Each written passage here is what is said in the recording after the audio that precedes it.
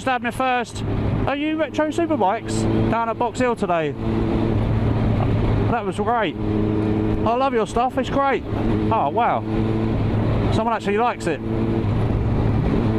All the hard work is actually paying off and it's being enjoyed. Let's hope by more than one person.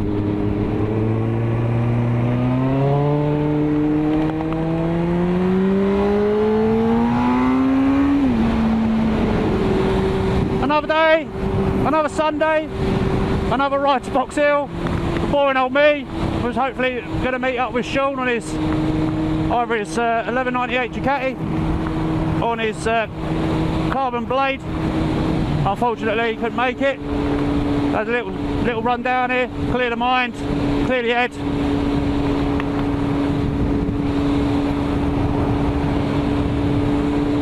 SP1's getting there.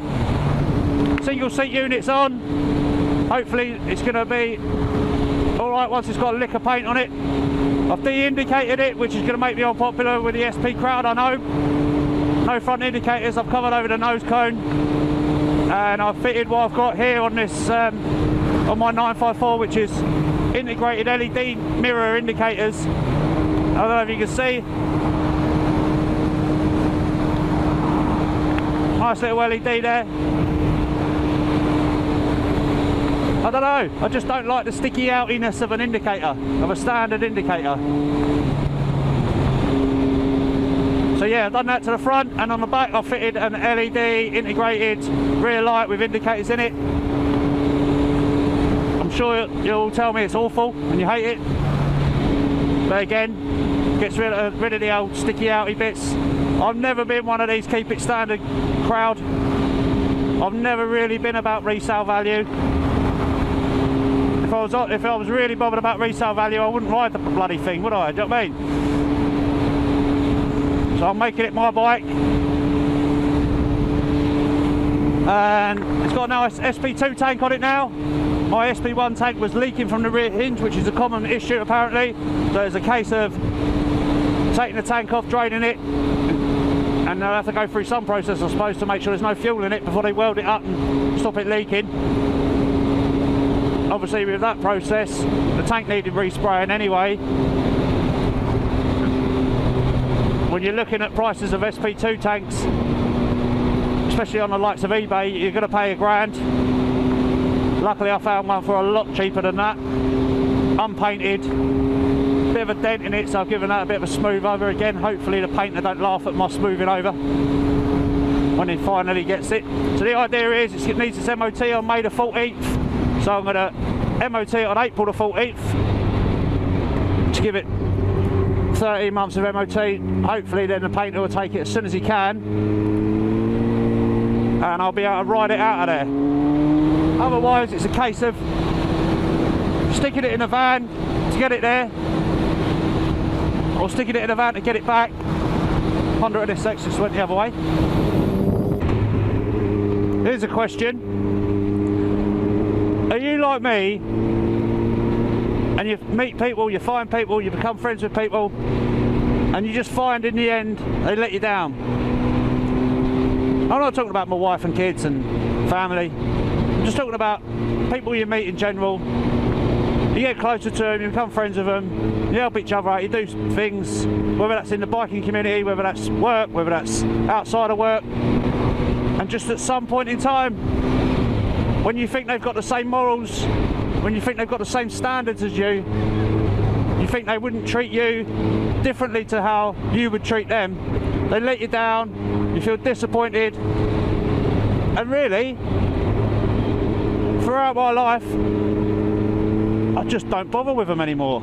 I just don't make that effort. And you soon find that they don't make that effort either. And you soon find that they're offended by your lack of effort. And when you're not doing things for them anymore, you're the bad guy. When you're not helping them out, when you're not putting yourself out there, just think in today's society, everyone's a selfish bastard. Do you know what I mean? Everyone's out for what they can get out of everyone else. Every situation is, yeah, but what am I getting out of this? Rather than I'm just doing it because I'm doing it.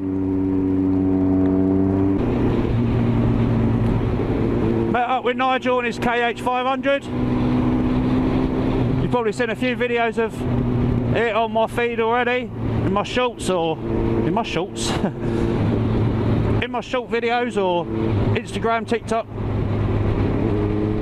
Facebook, whatever. Had a little chat. He's going away for a little bit on holiday, lucky git, and hopefully when he comes back we'll have a little meet up and get some footage of him off smoking that thing. Be nice to have a little ride out with him, get that blue smoke in the 360 camera. I'll be sitting there sniffing away like a 21-year-old in a pub toilet. And then I think once I've got the SP1 back from the painters, I'll have to get it down to the Midlands to meet up with Owen. Owen's the one who lent me his SP1 last year, because I was thinking about getting one, and he said, well, try mine. And I ended up keeping hold of it for about 3 weeks. I was gutted about that, obviously. And then obviously I went and bought my own. Owen is a 996 also that he'd like me to get out and ride. He's got a lot of bikes, Owen, so you know, it's only it'd only be nice of me to get the bikes out, get them wheels turning. It'd be great to ride up there on the SP1 and jump onto the 996, that era, that Carl Fogarty, Colin Edwards era, back to back, and test both bikes, both road versions obviously. Easter Sunday today, a year today, a car pulled out of me and knocked me off the SP1. Oh, that nice Corvette.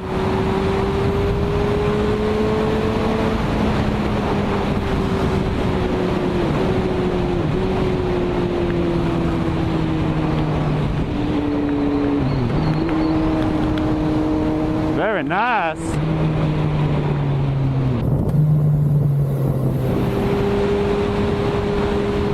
Fireblades still going strong. 26th of May. Leicester Road Services East southbound side will meet up about 11 o'clock in the morning. About 11:30 we'll get on the bikes and we'll take a nice little drive, right? We'll take a nice little ride down to Triumph Factory Visitor Centre. Again, having a blade meet at Triumph. People were like, what? But they were so hospitable last year. Everyone else just don't want to know. Once you say you've got 150, 200 bikes going, people are like, oh God. They start worrying about things like security, start worrying about things like catering, start worrying about just everything really. So it'd be great if you can come and join us. Oh, what have we got there? Well, we're going to have to go after that now, aren't I? For God's sake.